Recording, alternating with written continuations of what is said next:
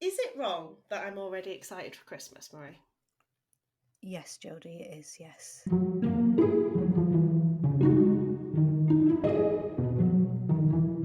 It's your own time you're wasting. Ramblings from Beyond the Classroom with Marie and Jodi.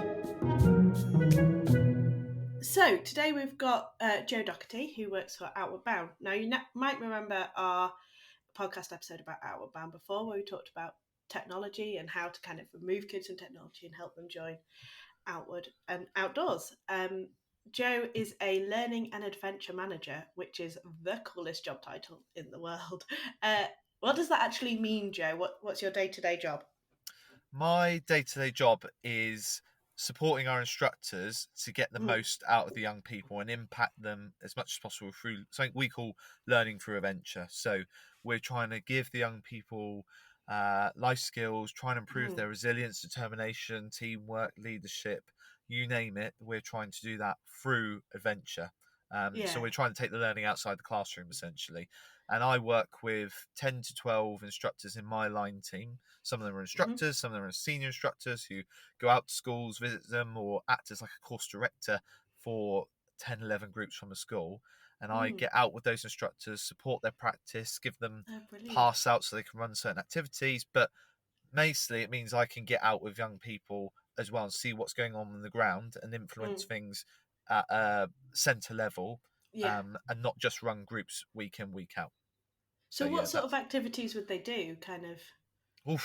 A lot of things, yeah. So what's the coolest thing they get to do? Oh, that's gonna really tickle my biases now. Some people listening to this might not agree with me, but I think we do an amazing job taking young people doing grade 2 scrambling, we call it, which is where we take people up a mountain and we rock climb up a pitch, and then we untouch them for the rope and say, right, sit there, chill out, enjoy this view, whilst we bring the next lot of them up, and we sort of leapfrog up the mountain whilst being on ropes and navigating around and summiting some of these mountains like Trivan, Snowdon, Glidovat, Cadair Idris. Like, it's just a phenomenal way to move really fast and light up through the mountains. But then the other side of it, I think, going on our cutters, which is like a very old style of sailing boat where you need about 12 people to sail it. You can't sail it by yourself.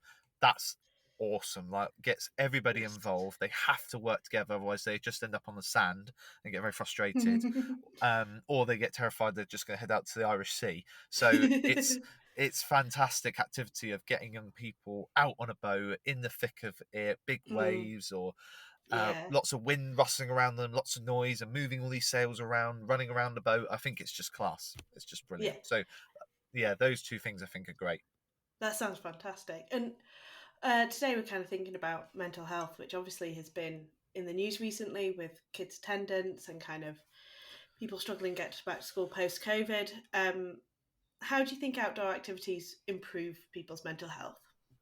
I think it improves young people's mental health by giving them a chance to get away from it all. So, the amount of young people that come to Outward Boun now who are talking about the pressures they face at school. So whether that's they need to perform at a level they're trying to get into for an apprenticeship, or to get into college, or to look at university. And then you've got things at home as well. So they might be, they might have aspirations they're wanting to do, but that's giving them pressure at home. And then social media as well. We know that is massive in our young people are facing right now, having to feel like they've got to conform, they've got to be of a certain standard or within a certain clique. I think that's really hard for young people, and it gives them a chance to breathe, gives them a chance to slow down and take a breath. It's very similar to us.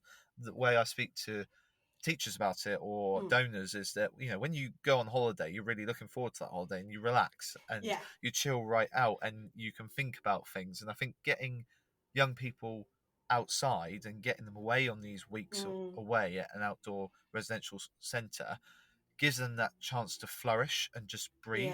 The amount of times young people will tell us that, God, I feel so relaxed right now, or I can't wait to get home because actually I've had a great idea about wanting to do this, or I'm actually going to talk to my mum about not going to football because really I'm not enjoying it that much, and I've had time to realise it. Actually, I want to go do boxing, or I want to go do yoga or something like that. I think really powerful. And when they're doing these activities, um, I think maybe we might have all been rock climbing, we've all been canoeing or Yeah. something like that at one point in our lives. You're quite focused on that thing you're doing, generally because you might be terrified of doing it. So, you know, young people, when they're abseiling or they're going hill walking on expedition, they're very much immersed in what's happening. And some young people will definitely come back and say, I can't believe that all I thought about was that for 8 hours. I didn't think about social media. I didn't think about what to wear at school today. I didn't think about what I'd have to say to my mates today, or whether I'd upset someone or they'd still be friends with me. I just thought about that. And that's amazing. I think that those sort of things really help young people to have tactics in their real lives back at home to deal with their mental health. So I think it really helps just give them time to breathe and find themselves a bit.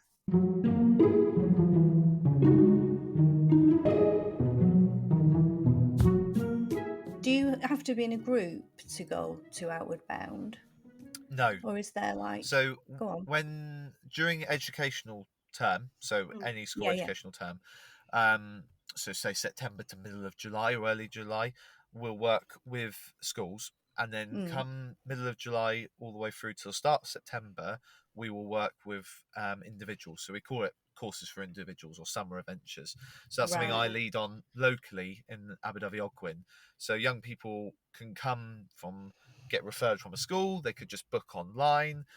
They don't have to come with their mates. They can come all by themselves. We get a lot of international students young people coming as well, because Outward Bound is global. You know, there's a lot of Outward Bound centres across the world, and for some young people, it's a rite of passage. So we get a lot of young people from the Netherlands, particularly because I don't know what it is over there. Same with Monaco actually as well, as their parents feel like, right, you need to go on an Outward Bound course, and it will really help you. So yeah, we get lots of people in the summer come as individuals, so they don't just have to come with a school.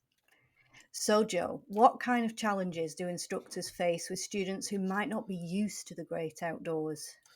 So I've been at Outward Bound for nearly 9 years now, and over those 9 years, I've seen a trend increasing in anxiety and stress in young people coming to our courses, and that's of all ages, all backgrounds. Doesn't matter whether you're in private schools or you're in like your local education authority. It doesn't really matter. It's the anxiety and stress of the unknown.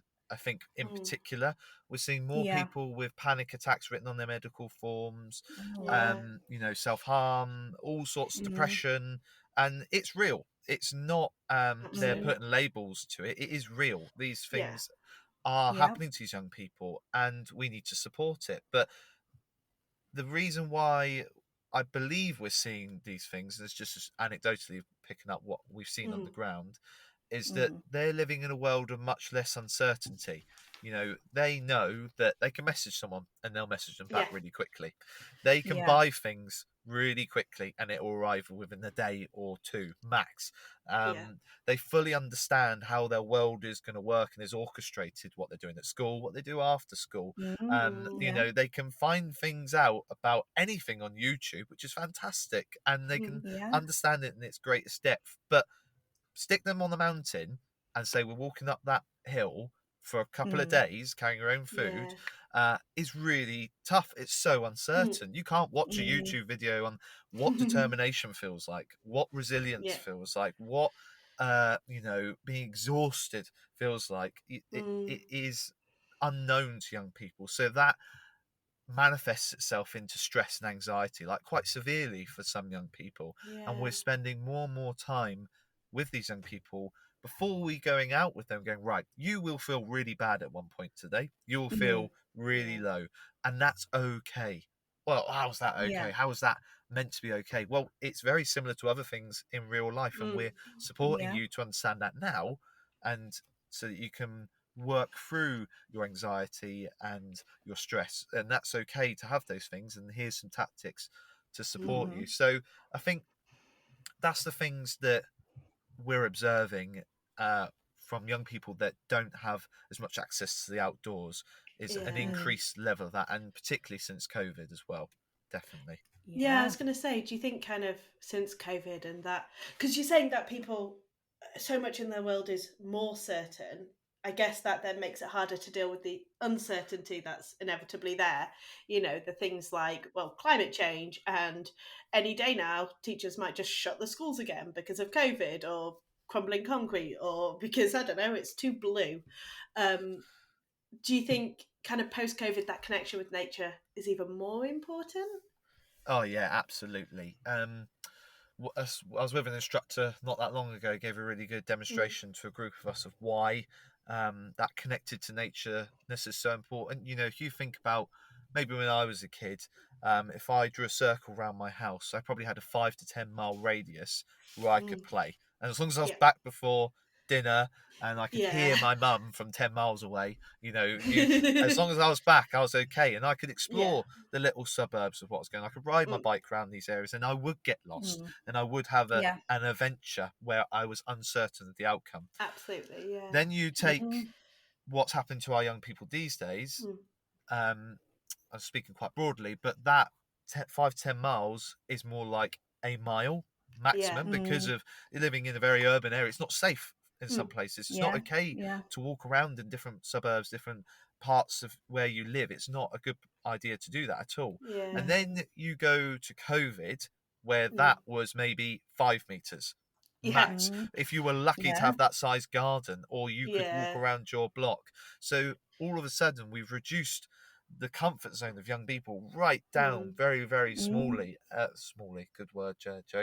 Very small. And I think therefore it's really important post COVID that we show them that there's more to the world than what they're aware of. You know, if you put a goldfish in a small fish tank, it will only grow as big as the fish tank, won't it? We need to make them aware and change their perception that there's more out there. And yes, it might not be safe in your environment to go further afield. That's something we can't change at Outward Bound, but we can give them the knowledge that there is places you can go to, and there's more to the world than just a little part of Solihull or a little part of Croydon. There is more to the world, and it's important that we get them exposed to nature so they can feel like, oh, actually there's a lot of cool things to do in Britain, and I can find some headspace out in this forest or in this mountainous area. But if they can't get to that, they can do that at St James's Park. You know, they can get it in other ways. It doesn't have to be Snowdonia or the Lake District or Scotland, like the Highlands, where so I think it's really important that we expose them more to nature.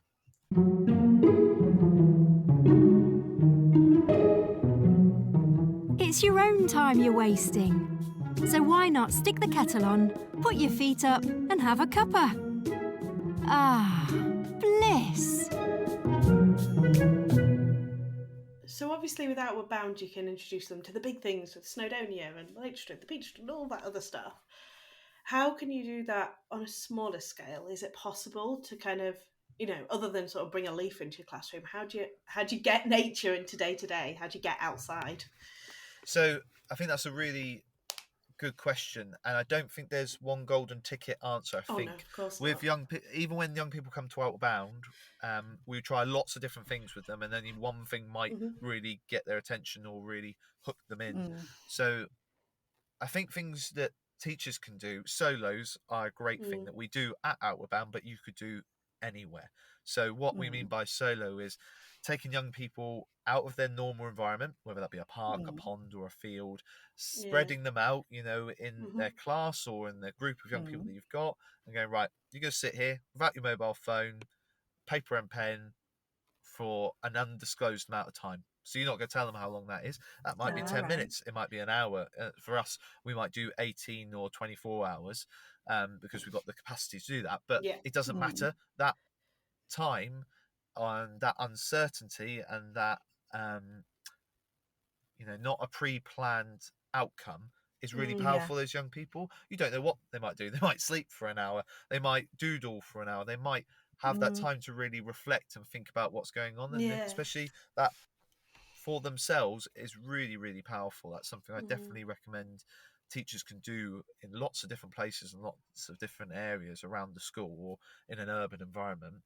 I think something else that's really powerful for young people is just going on an adventure. So when we talk about adventure at Outward Boun, we generally mean something that doesn't have a set outcome. So we don't know what the outcome is. It might not be an Okay. adventure for an instructor because we want to know the outcome, but for the young people, they are uncertain of what's going to happen, and therefore it's a true Yeah. adventure. Now, we typically think of that being in the mountains, or being in the sea, or being in a river or a gorge, but you could do those things in your local area. You know, Yeah. you can drive them out, get a bus somewhere, and go, right, we're going to navigate back to school, and you're going to work as a team to do that. And for some of them, if you take their phones away, obviously, because Google Maps and Apple Maps are brilliant, you know, take them somewhere where they don't know and go, right, let's go have an adventure, or we're going to try and cook on this trangia out in these woods, and you're going to prepare the food. They don't know how it's going to work. It might be an absolute disaster. That's okay. But they're having some sort of adventure, and they're being immersed in nature, and they're learning more about themselves in those uncertain moments and those unknowns than they are in the knowns at times. So I think things like that are really achievable for teachers to do. And I take my hats off to teachers doing it, because you're more likely dealing with 30 young people rather than 12, which is what we're working with. But I think, those things are what I would suggest to go and do, definitely. And I think that solos thing, that's very much doable. And also, added bonus can give teachers a bit of a break. You know, of just having just 10 minutes, you know, of just do what you want, but not with your phone, you know, and that's... Yeah. Still, though, I'm not sure how... I mean, I know this, I'm playing devil's advocate here, but I'm not sure how you would justify that through the curriculum. I mean, this is... And I think that's what a lot of teachers would be concerned about. And I think that's very sad. And it's a sad state of affairs. I understand that. It's unfortunate. And, you know, at Outward Boun, we're not held by that sort of same governance. We're there to give them an experience of being out in wild places and immersing themselves in that natural environment. So I can totally understand why teachers would struggle to maybe justify that. And also, there's a bit of a culture of not doing it. And I used to take my classes outside quite a lot. And we used to do things like punctuation karate, which was, I mean, just hilarious. But the other teachers would be looking out of their window down at me like, what are you doing? You know, because there's such a culture of you are in a classroom and you will sit behind a desk. And I was teaching English as well, which is traditionally a very academic subject. And there we all were doing karate on the grass. People did think genuinely that I was off my head. I can remember a maths lesson vividly where we went outside because it was a really hot day and we were revising for a test. We were probably year 9, year 10. And he just sat us on the grass and said, well, you're revising for this test. Off you go. Like, you know how to revise. I'm here to ask questions. You know, if you've got questions, I'll answer them. But I don't particularly remember many maths lessons because lessons are boring. Yeah, they all blur into one. Yeah. But I remember that lesson. I remember revising under a tree with my friends. Yeah. And there is something special about being outside. And I don't know what it is. Perhaps it's because we're evolved to be outside and our brain recognises that. And I think often young people, as we were all young people once, remember the hardest things in our lives. You know, we talk about types of fun at Outward Boun. So type 1 fun is like you go do something like skiing, let's say skiing, or riding your bike, or going to town. It's fun at the time and it's fun afterwards. So it's instant fun. And our young people are often used to instant gratification through the modern world, and that's quite normal to them. But type 2 fun is it's not fun necessarily at the time, but it's very rewarding afterwards. So you think about going down a zip wire, which you said earlier, you know, that was terrifying for yourself. But then when you get down it, that rush that you've done it is great. And going on expedition, you know, the grind of being in the driving rain, the wind, cooking food out of a ration pack, putting your tent up, sleeping underneath it when it's blowing around in the wind or what have you. Then you get back at it. You know, the amount of young people that complain and complain and complain. I can't do this. I can't keep going. This is awful. I just want to be back at school. I'd rather be in the lesson right now, giving it all that. But then at the end of it, when we deconstruct it and review it, they were like, actually, I'm very proud of myself that I've done that. And I couldn't believe that I've done that. I still don't like it, Joe. I'm not going to do it again. But I really enjoyed it, and that will stick in their brains. And I think therefore that's why being outdoors, having those experiences, creates those more impacting, memorable experiences. So I think that's. And how do you do that sort of debrief at the end, Joe, where they reflect and you take it apart, and how do you do that with them? So I think we go into it with an understanding that they're not going to suddenly walk into this room and go, you know what, that was the best thing ever. They're going to walk into that room very much like, oh God, I'm glad that was over. I'm not doing that again. We're not doing another 2 days of that, sir. Like, can't make me do that. Oh, I just want to get into my onesie and watch TikTok or what have you. That's generally how the conversation starts. But we're just allowing those young people to get that emotive response out and, in effect, tire their chimp out. We've heard of the chimp paradox before. Then that's something that we might refer to. We're letting that chimp out. And then once that chimp's out, we'll use a number of different ways to review it. So we use some theories and models. We might use like a comfort zone model and go, right, mark with an X, where were you at the start of expedition? Were you in the panic, stretch, or comfort zone? And they might mark it out on, I was in my panic zone. Where were you at this point on the hill? Oh, I was in my stretch zone. What about when we put the tent? Oh, actually, I was in my comfort zone. And then we can review it and go, well, look at where you were on the first day, and now look where you were at the end of the second day. And you felt, actually, I could do that all again. But at the very start of the day, you were crying your eyes out. You were head in hands. You could barely breathe. You felt like you were having a panic attack. And on the first couple of hills, you couldn't breathe, in your own words. But then the last hill, which was bigger than all of them, you waltzed up it. Yeah, you had to stop a couple of times, but that's fine. So that's how we then sort of deconstruct it. But the most important thing of that process is then transferring the learning to something else, because it's great them having that experience, but if they aren't shown how that experience translates to things in real life, then we're losing some of the learning there and the true value of it, because we know for a lot of these young people, they might not ever walk in the mountains again, which is a shame, but they might not ever sail a boat again out at sea. But what they can take from those experiences is, how does that apply to their real life when they're applying for jobs and getting turned down, and they're having anxiety attacks on it, they're getting really depressed about it. They can go, well, actually, it's not dissimilar to walking up a mountain with a big pack on my back.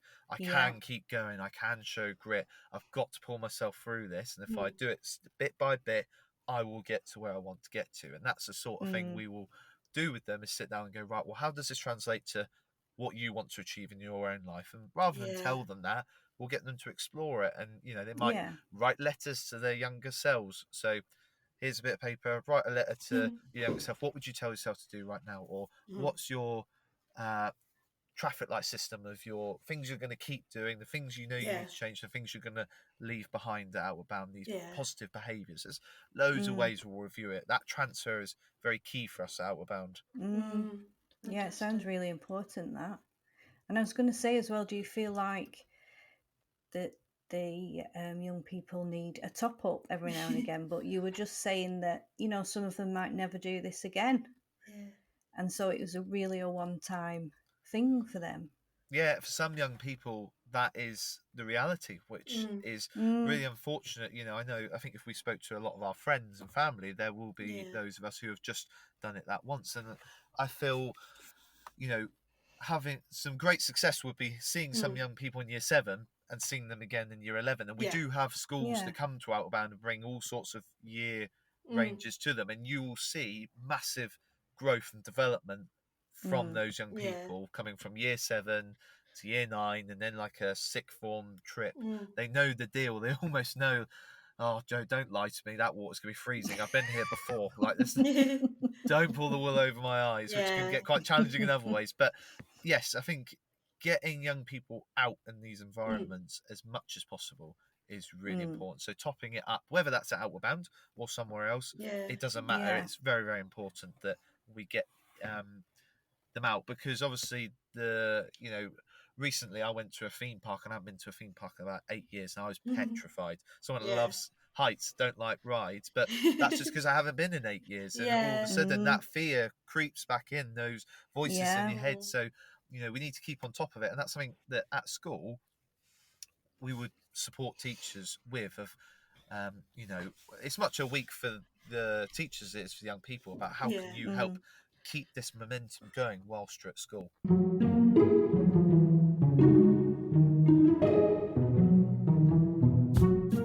Joe, thank you so much for talking to us. Every time I talk to the guys from Outward Bound, I'm like, I want to go climb a mountain.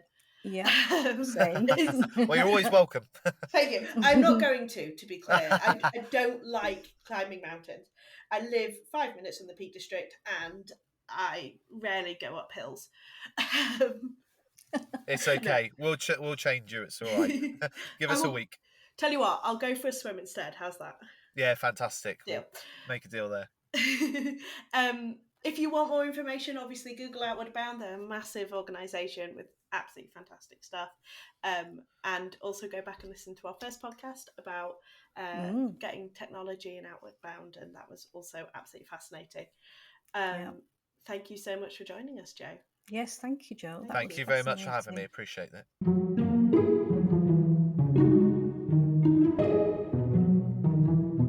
This podcast is proudly produced by Beyond. Please bear in mind the views and opinions expressed are those of individuals and may not represent those of Beyond or Twinkle.